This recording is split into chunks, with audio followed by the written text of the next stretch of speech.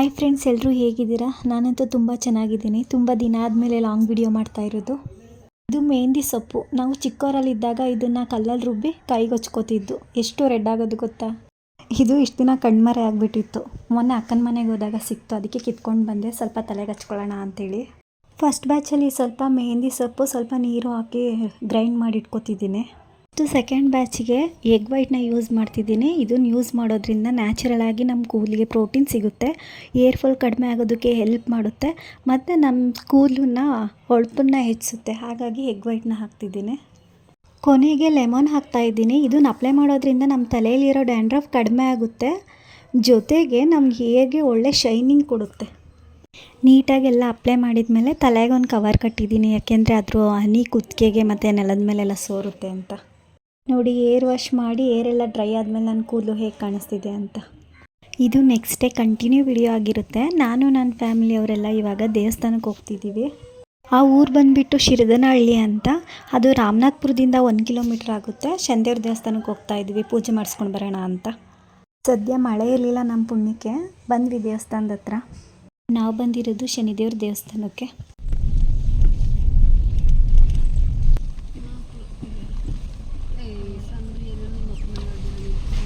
ದೇವಸ್ಥಾನ ನೋಡಿ ತುಂಬ ಚೆನ್ನಾಗಿದೆ. ನನಗಂತೂ ತುಂಬ ಖುಷಿ ಆಯಿತು ಇಲ್ಲಿಗೆ ಬಂದಿತ್ತು.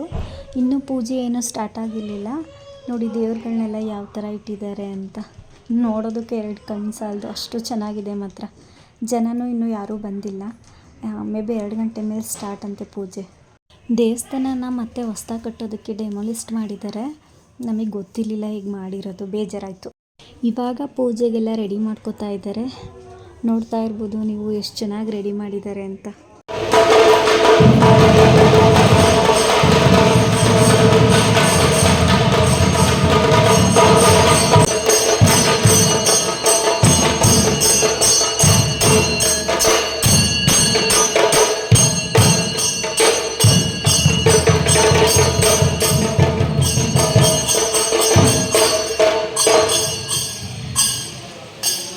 ಇವರು ದೇವಸ್ಥಾನದಲ್ಲಿರೋ ಬಸವಣ್ಣನವರು.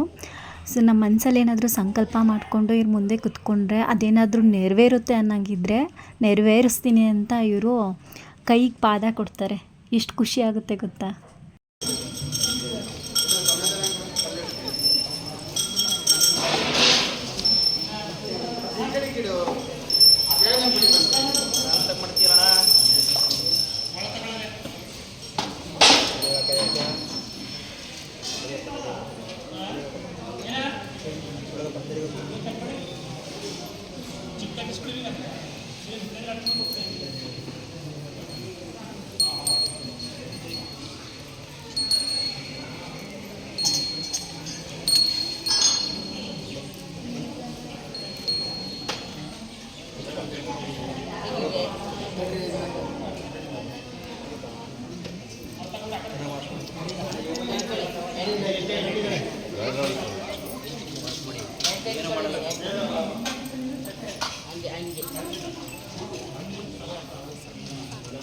ಇವತ್ತು ದೇವಸ್ಥಾನದಲ್ಲಿ ವಿಶೇಷವಾದ ಪೂಜೆ ಇಡಿಸಿದ್ದಾರೆ. ಯಾರೋ ಮನೆಗೆ ಒಳ್ಳೇದಾಗಲಿ ಅಂತ.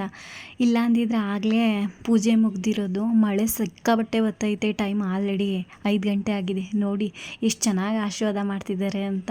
ಇದೆಲ್ಲ ನೋಡೋದಕ್ಕಿದೆ ಫಸ್ಟ್ ಟೈಮ್ ನೋಡೋದಕ್ಕೆ ಖುಷಿ ಆಯ್ತಿತ್ತು ಮಾತ್ರ. ಅಲ್ಲೇ ರಾಮನಾಥ್ಪುರದಲ್ಲಿರೋರಿಗೆ, ಸುತ್ತಮುತ್ತ ಹಳ್ಳಿಲಿರೋರಿಗೆ ಇದ್ರ ಬಗ್ಗೆ ಎಲ್ಲ ಚೆನ್ನಾಗಿ ಗೊತ್ತಿರುತ್ತೆ. ನಾನು ಫಸ್ಟ್ ಟೈಮ್ ಇದನ್ನೆಲ್ಲ ನೋಡ್ತಿರೋದು. ನನಗೂ ಇದೆಲ್ಲ ಹೊಸ್ತು.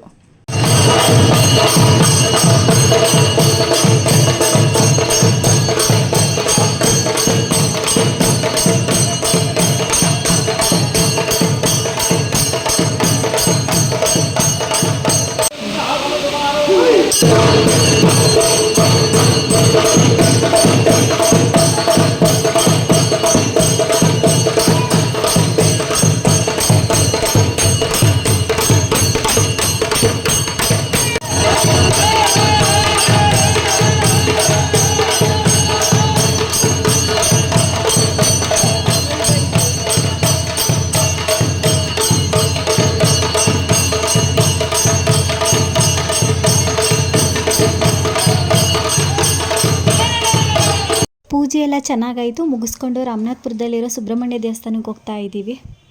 ರಾತ್ರಿ ಟೈಮಲ್ಲಿ ಬಂದರೆ ಸಿಕ್ಕಾಬಟ್ಟೆ ಕ್ಯೂ ಇರುತ್ತೆ. ಒಳಗಡೆ ಹೋಗೋಷ್ಟೊತ್ತಿಗೆ ಒಂದು 2-3 ಗಂಟೆ ಆಗ್ಬೋದು. ಇವಾಗ ನೋಡಿ ಎಷ್ಟು ಫ್ರೀ ಆಗಿದೆ ಅಂತ. ಟೈಮ್ 5:30 ಆಗಿತ್ತು. ದೇವಸ್ಥಾನ ಕ್ಲೋಸ್ ಆಗಿದೆಯೇನೋ ಅಂದ್ಕೊಂಡು ಬಂದ್ವಿ, ಬಟ್ ಓಪನ್ ಇತ್ತು.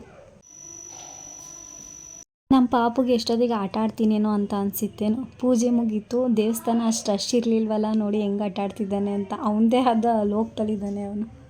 ವೆದರು ಮಳೆ ಮೋಡ ಆಗಿರೋದ್ರಿಂದ ಎಷ್ಟು ಬೇಗ ಕತ್ಲೆ ಆಗುತ್ತೆ ಅಲ್ವಾ. ಆ ದೇವಸ್ಥಾನ ಮುಗಿಸ್ಕೊಂಡು ಇಲ್ಲಿ ಹೊಳೆ ಇದೆಯಲ್ಲ, ರಾಮನಾಥಪುರದ ಹೊಳೆ, ಅಲ್ಲಿ ರಾಮೇಶ್ವರ ದೇವಸ್ಥಾನ ಅಂತ ಇದೆ, ಇಲ್ಲಿ ವಿಸಿಟ್ ಮಾಡಿ ಹೋಗೋಣ ಅಂತ ಬಂದ್ವಿ. ಎಷ್ಟು ಹಳೆ ದೇವಸ್ಥಾನ ನೋಡಿ.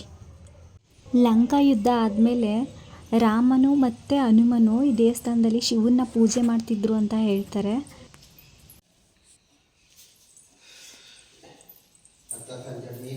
ಲಾಸ್ಟಿಗೆ ಇಲ್ಲಿ ಹೊಳೇಲಿ ಮೀನು ನೋಡೋಣ ಅಂತ ನಾನು ನಮ್ಮ ಮನೆಯವ್ರು ಮಾತ್ರ ಹೋಗ್ತಿದ್ದೀವಿ. ಕತ್ಲೆ ಆಗಿದೆ, ಕಾಣಿಸಲ್ಲ ಅನ್ಕೋತೀನಿ. ನಮ್ಮ ಅಮ್ಮ ಬೇಡ, ಅಲ್ಲೆಲ್ಲ ಇಷ್ಟೊತ್ತಿನಲ್ಲಿ ಹೋಗ್ಬೇಡ ಅಂದರು.